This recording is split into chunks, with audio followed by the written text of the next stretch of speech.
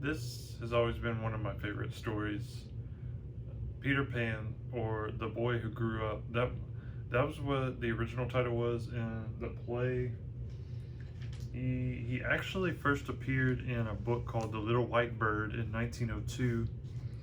Just much younger. He was supposedly a baby in that one, and he just Barry just became fascinated with this character.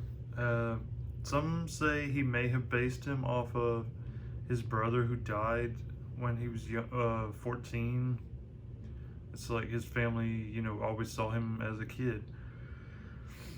So Peter Pan is he leaves when he's a baby, taken to Neverland by Tinkerbell. You actually see this in the movie Hook. She takes him there, and he does get a little older. Like he's I want to say 10 or 11 in the novel.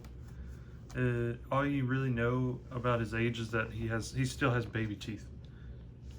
So he's running around with other boys who have become lost. He calls them the Lost Boys. They just left home, and but they can still grow up. When they grow up, he ostracizes them. He, kicks them out. He thins them out, quote unquote.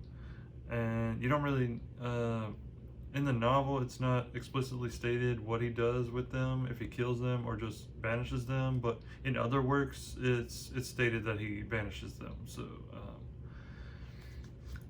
So his gang is he's surrounded by are all boys about his age that because um, he still feels alone because he's the only one who doesn't grow up. That's why he still feels like he needs friends, and allies, especially against this gang of pirates that's constantly trying to take over Neverland, led by Captain Hook, his nemesis. Peter cut his hand off and fed it to a crocodile.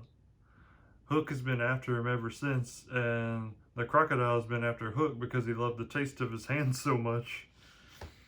But Hook always knows when the crocodile is near because the crocodile also swallowed a clock, which ticks.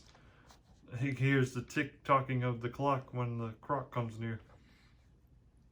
So this actually is a metaphor for time chasing after all of us. None of us can outrun death, and this is made clear by Hook's demise at the end. I mean, you can already figure out where this is going. Peter, though, on the other hand, he will never know death, and he will never know what it means to be an adult, what it really means to be human, finding the connections, because he can't really love anyone. That's what's touched on with his relationship with Wendy. She is infatuated with him, but he just sees a mother in her, which is what the Lost Boys see too. They all call her that, Peter, when I say he's incapable of loving, it's only because he hasn't matured enough, and he never will, to really know what that is. It's only in the movie Hook that you really see him grow up, because he left Neverland in Hook. In the movie Hook, he leaves Neverland, he forgets all about it, and starts his own family with, oddly enough, Wendy's granddaughter. He falls in love with her, has his own kids, and years later Hook kidnaps his kids, brings them to Neverland, and he has to go save them and remember who he is. It's a really fantastic story. I highly recommend it. Directed by Steven Spielberg. But that's another story. This story you probably know pretty well, especially if you've seen the animated movie, which I have right there. This I constantly watched as a kid, rented it from the video store, and eventually got. And it's just always been one of my favorites. You know, especially being a fantasy, fan. It's got everything. It's got mermaids, fairies, pirates. It's got everything you want out of a fantasy story, an adventure story, and such iconic characters. It's like you can't go anywhere without knowing who, seeing someone and them not knowing who Tinkerbell or Captain Hook or Peter Pan, any of them are. Even Smee, to an extent. Hook's little bungling bosun.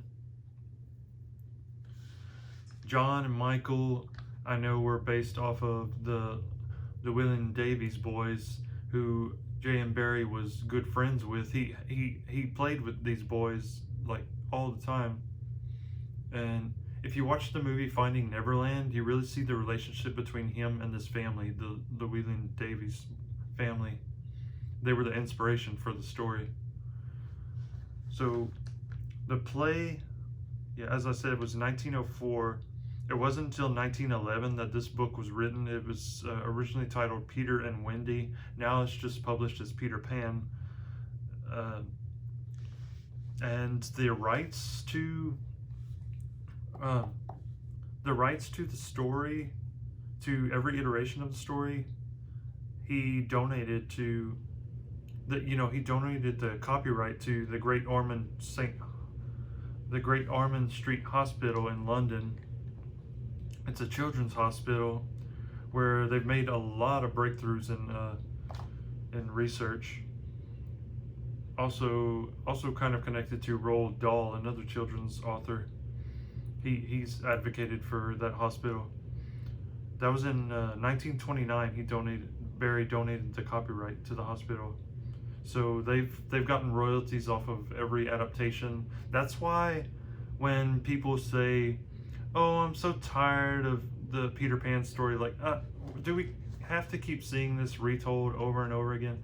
I say, bring on the retellings, bring on the new adaptations, because the royalties are being donated to a children's hospital. That's what a lot of people don't realize. This is for a good cause. It's a good story being retold for a good cause. That's the power of this story, and that's the power of imagination.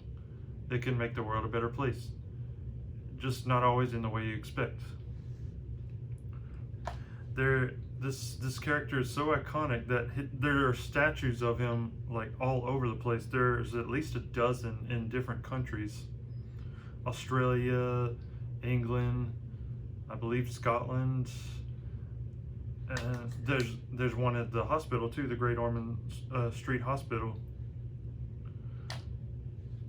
He'll always be the boy who wouldn't grow up. And I think he's one of Disney's most iconic characters. Disney was in love with this story. That's why he made the movie. I mean, most of the movies he made, he was very attached to. And for good reason. I remember reading this in middle school and just being, you read a book and you're just transported to another place. This is one of those where you just get lost in this world, and you're taken on this ride, and you may not understand all that Barry's trying to say as a kid, but when you grow up and you read it again, you're like, oh, this is what he was trying to say. It's one of those kinds of children's books,